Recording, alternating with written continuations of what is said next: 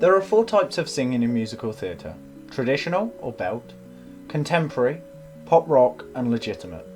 For the purposes of this video we shall be focusing on legitimate singing and the vocal qualities of this style, how it's done successfully, and how to improve on the areas you may be struggling on when approaching different vocal qualities. But before we dive into that, it's important to know where legit singing came from and how we can tell it apart from other types of musical theatre. Legitimate singing is a type of singing that is commonly associated with a more classical or operatic style. Legit singing was used in early musical theatre and has distinct sound by comparison to contemporary musicals of today. I'm past patiently waiting, I'm passionately smashing every expectation, every action's an act of creation. I'm laughing in the face of casualties of sorrow. For the first time I'm thinking past tomorrow. And I am not throwing away my shot. I am not throwing away my shot. And you will just like my country, I'm young, scrappy and hungry, and I'm not throwing away my shot. Tonight, there's only you tonight.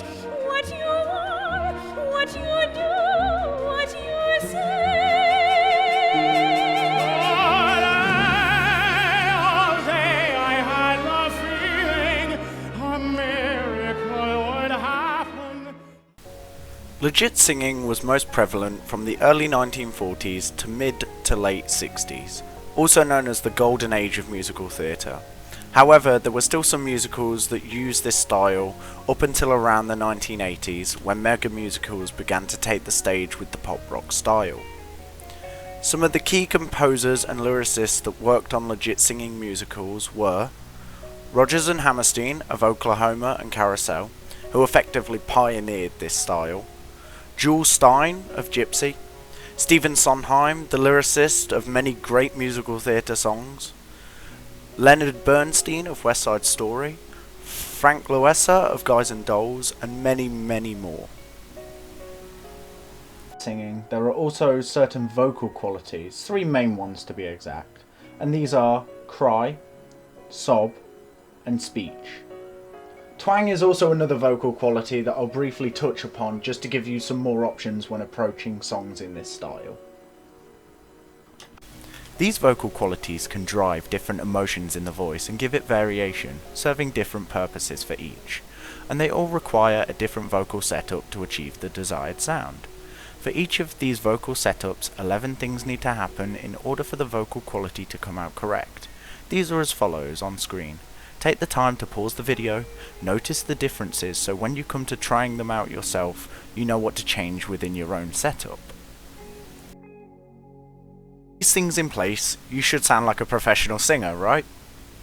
Well, for most people that's not the case, and so I'm going to take you through the three areas you need to focus and exercise before you can achieve the correct physical and laryngeal setup, and then some exercises for the things in these vocal setups that do not have a specific place in a warm-up but are useful to ensure you're doing them correctly.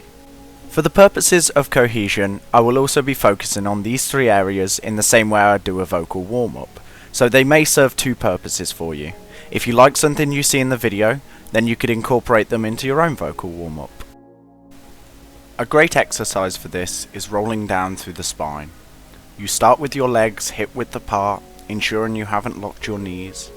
Then bring your head into your shoulders, and then slowly, vertebrae by vertebrae, roll down until your head is between your legs, letting go of any tension, allowing the neck and arms to hang loose, taking deep breaths at the bottom to open your intercostals, and then slowly rolling up.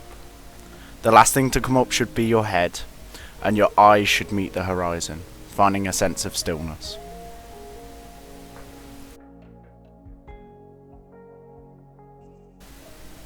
Another exercise focused on alignment is the string through the back of the neck. This involves a little imagination, as if there's a string extending up the back of the spine, and you begin to pull on it.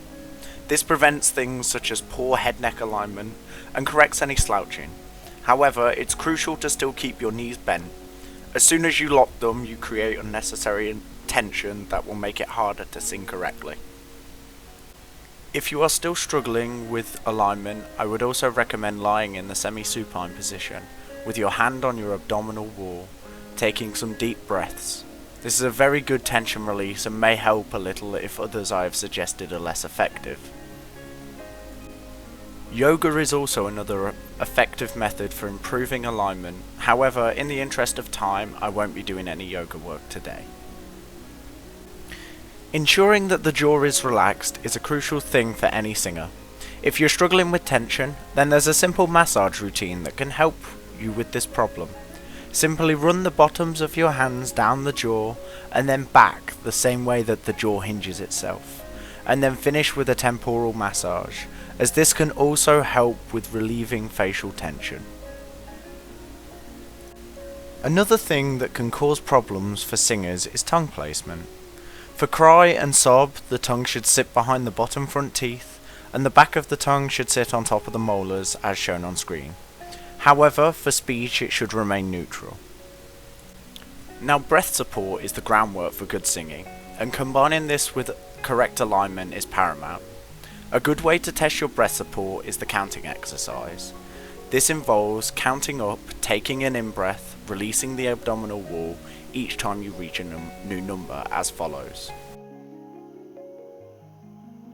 1, 1, 2, 1, 2, 3, 1, 2, 3, 4, 1, 2, 3, 4, 5, 1, 2, 3, 4, 5, 6, 1, 2, 3, 4, 5, 6, 7.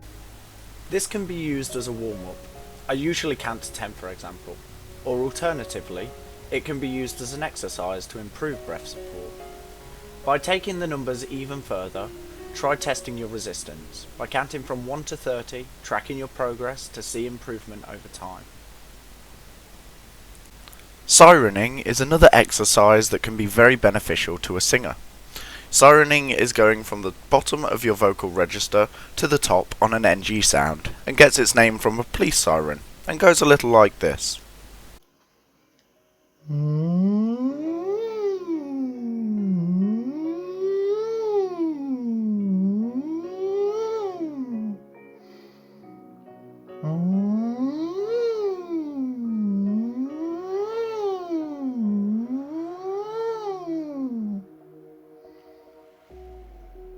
Now, anatomically, 3 things will happen when sirening.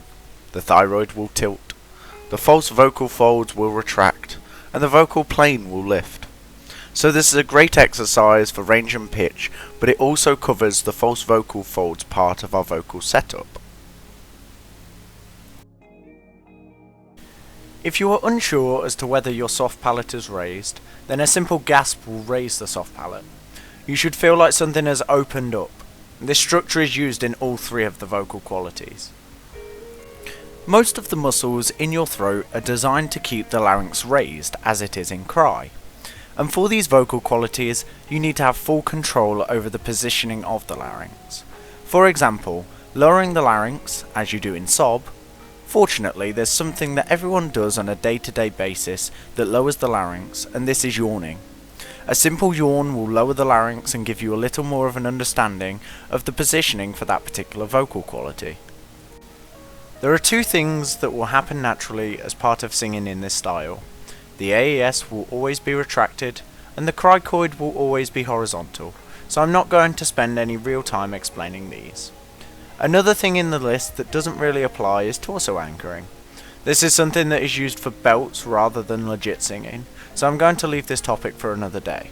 A final note, as I mentioned it earlier in the video, the vocal quality twang may also be something you want to look into as well. The only major difference between these I've mentioned and twang is that the AES is constricted. You can do this by making the noise of a crying baby or bleating sheep.